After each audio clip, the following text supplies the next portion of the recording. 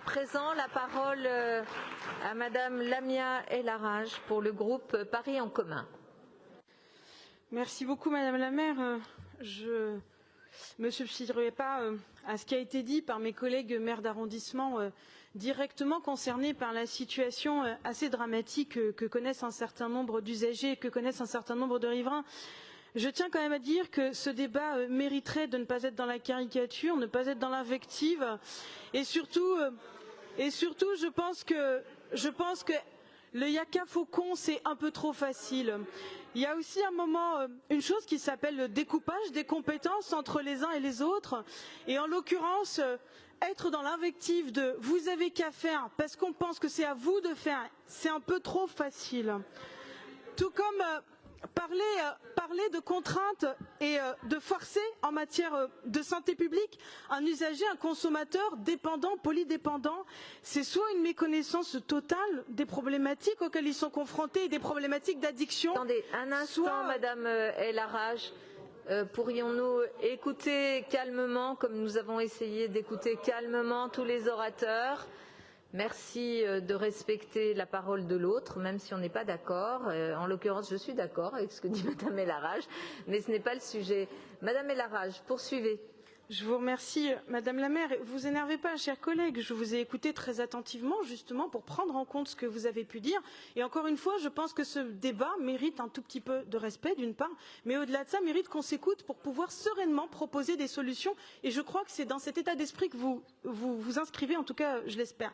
Donc, je disais, proposer la contrainte en matière d'addiction et de polyaddiction, c'est franchement pour moi soit une méconnaissance totale des problématiques, soit une dérive inquiétante.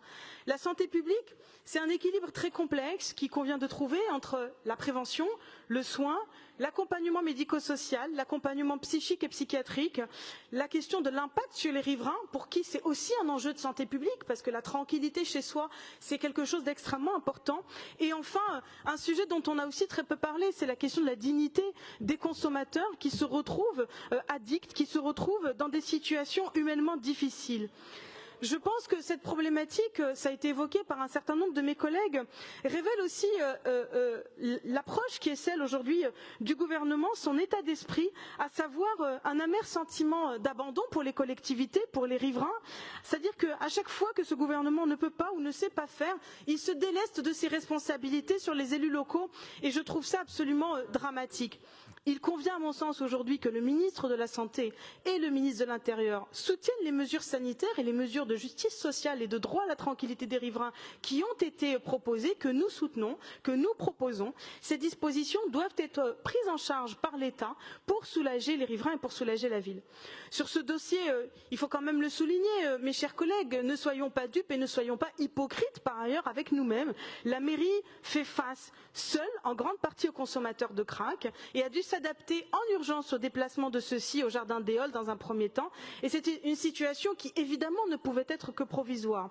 Nous nous devons de trouver une solution viable de long terme à ce problème qui dure depuis trop longtemps et je ne m'appesantirai pas là-dessus, mais en revanche, je tiens vraiment à saluer les maires d'arrondissement, le 18e, 19e, 10e particulièrement, et les maires d'arrondissement de la majorité qui font face avec beaucoup de courage, beaucoup de dignité et de solidarité à cette problématique, justement pour ne pas tomber dans le yaka faucon et où chacun accepte de prendre les responsabilités qui, en tant que politique, et vous l'avez évoqué, Monsieur Jeantet, doivent être les nôtres.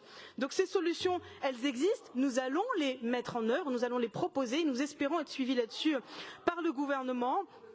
Je pense que les salles de consommation et de réduction de la consommation à moindre risque sont une solution que nous pouvons mettre en œuvre. En tout cas, Madame la maire, vous avez rappelé que c'était notre responsabilité. Pour ma part, je soutiens pleinement cette proposition, en dépit de la longue énumération de vos pseudo-défaillances sur les bancs droits de cette Assemblée. Mais en tout cas, réjouissez-vous, Madame la maire, chère Anne. Apparemment, ils ont oublié d'énumérer les 12 plaies d'Égypte, l'explosion du Vésive ou encore le déluge dans la liste de vos défaillances. Donc pour ma part, je tiens à rappeler qu'aujourd'hui, je sais qu'Olivier Véran est sensible à cette situation inacceptable, il a l'occasion de s'exprimer là-dessus. Je sais que par ailleurs, son appétence, sa sensibilité aux enjeux de santé publique font que j'espère qu'il saura nous accompagner là-dessus. En tout cas, pour ma part, je ne manquerai pas, en tant que députée de Paris, de relayer ces problématiques, ne vous en déplaise, chers collègues, et d'interroger sur ce point M. Véran pour que nous puissions en échanger. Il a d'ores et déjà, je l'espère, ouvert la porte au dialogue et j'espère vraiment que nous allons pouvoir avancer. En tout cas, sachez, chère Alexandra, François, Eric, que vous pouvez compter sur notre pleine solidarité et je tiens vraiment à le redire en notre nom à toutes et tous au sein du groupe Paris en commun. Merci beaucoup, chère Lamia El Harraj.